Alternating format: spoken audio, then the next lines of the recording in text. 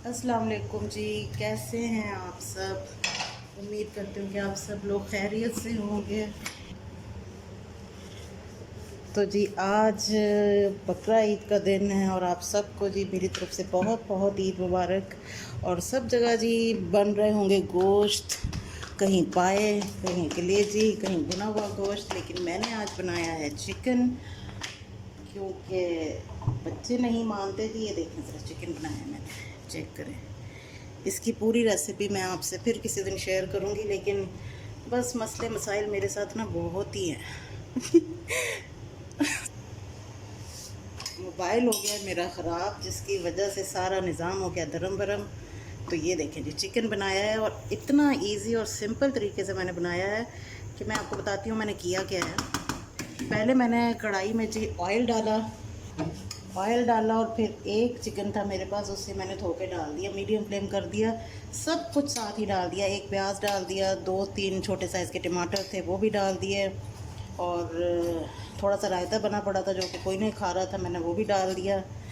और साथ डाल दी कुटी हुई लाल मिर्च और नमक, और हल्दी नहीं डाली मैंने इसमें, और कोई गरम मसाला नहीं डाला।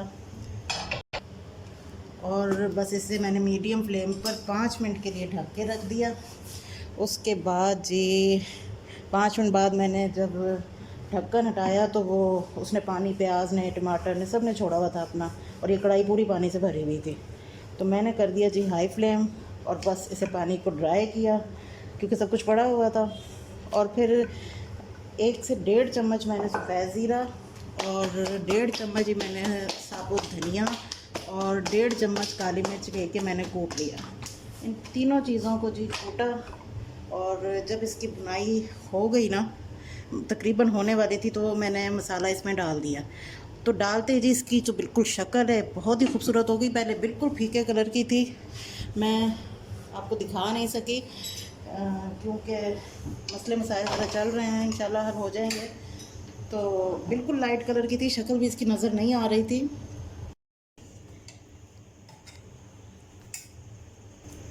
तो बस वो मसाला मैंने इसमें डाला है ना, और जो वो दरदरा सा मैंने कूट के डाला है, उसकी खुशबू भी बहुत अच्छी थी। और मैंने उसे ड्राई रोस्ट भी कोई नहीं किया क्योंकि टाइम ज़रा कम था। तो बस वो मैंने डाला है, और इसकी शक्ल हो गई जी बिल्कुल चेंज, बहुत ही खूबसूरत इसकी शक्ल आई। और बस फिर मैंने इसे हाई फ्लेम पे करके तो इसकी भुनाई कर ली, और ऊपर से मैंने जूलियन कट अदरक, थोड़ी सी हरी मिर्चें, और क्या डाला था ना, हाँ वो डाल दिया। अच्छा, अदरक और हरी मिर्चें डालने से पहले ना मैंने इसमें 3 लेमन का जूस भी डाला था, तो भुनाई वक्त करते वक्त ही। तो बहुत ही इसकी शक्ल भी मज़ेदार हो गई, और जायका भी चखा है, अभी खाना बना रही हूँ, चख लिया था। तो बहुत मज़ेदार सा तैयार हुआ है। इसकी पूरी रेसिपी आपको ज़रूर दूँगी।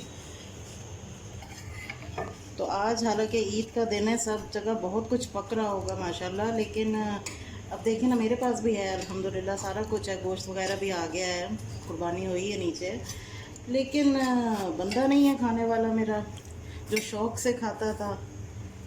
तो बच्चे खाते नहीं हैं, तो इसीलिए कहते हैं ना, कोई चीज़ परफेक्ट नहीं है। कभी बंदा है तो चीज़ें नहीं हैं, कभी चीज़ें हैं तो बंदा नहीं है। तो मैं भी ईद पे भी पहले गलेजी भी बनाती थी, सब कुछ बनाती थी। तो अब ये मेरी दूसरी ईद है जो कि मैं कुछ नहीं बना रही हूँ, बनाऊँगी, लेकिन आज के दिन नहीं कोई खाता, बस वो देख के फ़ोन और गोश्त वगैरह इस तरह हो जाता है ना बच्चों की तबीयत, तो वो बस नहीं खाते।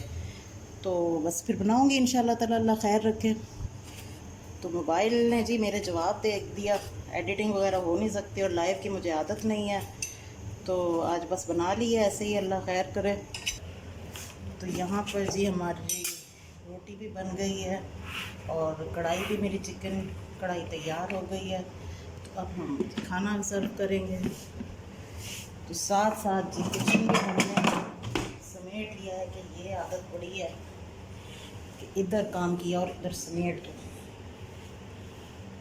इतनी दफ़ा तो हमारा मुंह नहीं धोता जितनी हमारी शायद रोज़ाना साफ़ होती है।